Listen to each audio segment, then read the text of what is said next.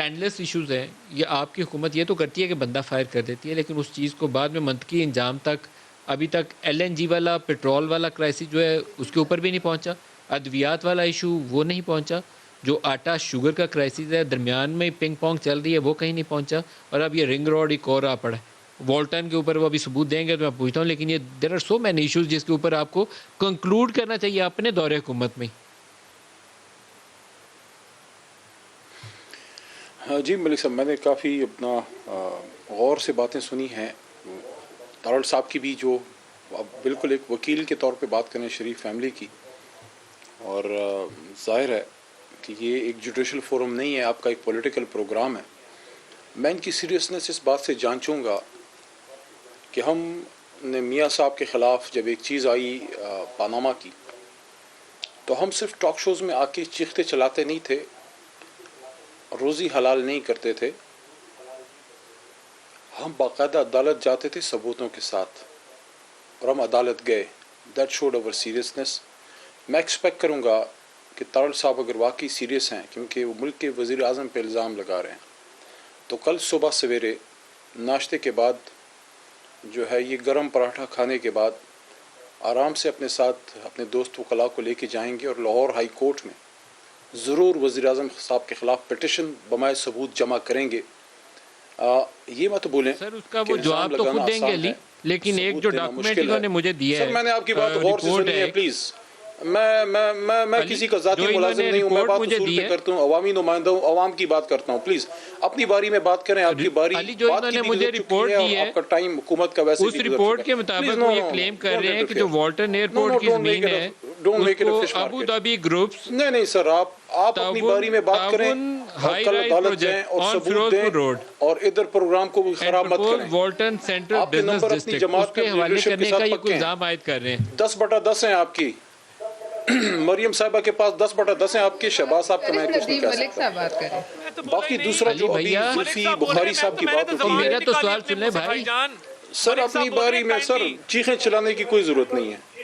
وہ سر یہ چیخنے چلانے کا پروگرام نہیں ہے نا، وہ پروگرام اور ہے، یہ کافی سنجیدہ پروگرام ہے. کون سی باری ہے؟ اینکر کی باری نہیں ہوتی. آپ کو غلط بتایا کسی نے. علی میرا سوال تو سن لیں، آپ کے نصیب میں، صاحب کو جواب نہ دیں، میرا سوال سن لیں. چیخنے چلانے کی کوئی ضرورت نہیں ہے. Relax, take it easy, relax, پوری بات سنتے جائیے. علی میرا تو سوال سن لیں یار، آپ تارڑ کو جواب دیے جا رہے ہیں، میرا سوال سن لیں. بالکل ریلیکسڈ ہوں، بالکل ریلیکسڈ. اگر آپ کہتے ہیں میں نے کالا ملک صاحب ذرا آپ نے زلفی بخاری صاحب کی بات کی ہے تو ذرا وہ بھی سن لیں نا. سوال آپ نے اٹھایا، یا تو زلفی صاحب کو ملا کے ان سے لے لیں یا پھر میرے سے ان کا جواب لے لیں، کیونکہ میرے پارٹی کے وہ رکن ہیں. زلفی کو ہم کوشش کر رہے ہیں بیپر ملانے کی، کابینہ میں زلفی کو ہم بیپر ملانے کی کوشش کر رہے ہیں. آپ جواب دینا چاہیں تو دے دیں، لیکن میرا سوال یہ ہے کہ جو ڈاکومنٹس انہوں نے ایک رپورٹ مجھے پبلش بھیجی ہے. نہیں سر، آپ نے سوال اٹھایا ہے، جواب تھوڑا دیتے سوال سنیں پھر اس کا جواب دیں. نہ کریں نا علی جو انہوں نے رپورٹ نہیں سر، بھیجی ہے سوال ایک آ چکا ہے، اس کا جواب لیے بغیر آپ اگلا سوال کر نہیں سکتے. آپ نے کہا کہ زلفی بخاری صاحب چلے گئے، تارڑ صاحب نے آپ بھی یہ اپنی بولے جائیں گے تو پھر ہے. آگے ہم کل چل نہیں سکتے. پہلے والٹن کی بات ہوئی، first you have to answer the Walton, پھر میں آگے چلوں گا. نہیں تو آپ نہ جواب دیں، رک جائیں. آپ میں نے اس پہ آپ کو جواب دے دیا ہے. آپ بولے میں نے اس پہ آپ کو جواب دے دیا ہے کہ آپ کا یہ جوڈیشل کمیشن نہیں ہے، نہ کوئی عدالت ہے، یہ ایک پولیٹیکل پروگرام ہے. اگر ان کے پاس ثبوت ہیں، he should go to Lahore high court tomorrow early in the morning and produce the documents along with the ثبوت. آپ اس کا جواب تارڑ کو جو مرضی دیجیے گا، آپ سوال سن لیں. جو رپورٹ پبلشڈ ہے اس کے مطابق ملک صاحب آپ نے مجھے بولنا نہیں دیا، بولنے نہیں دیا پورا. آپ نے کچھ سوالات اور اٹھائے تھے. آپ علی کی پروڈیوسر صاحب آواز بند کریے کائنڈلی تاکہ میرا سوال سن لیں. ان کی آواز بند کریے تاکہ میرا سوال سن لیں، کیونکہ he is not I think interested to answer this question. اب طارق صاحب رک جائیے، آپ بھی مجھے ان کو سوال دہرا لینے دیں. یہ رپورٹ کہہ رہی ہے جی کہ ابو دھابی گروپس تعاون high rise project on Ferozepur road and the purpose Walton central business district project, یہ اس کے اوپر ایلیگیشن ہے علی جو یہ لگا رہے ہیں. اب آپ جو آپ اس کا دینا ہے تو دے دیں. It's up to you now. Ali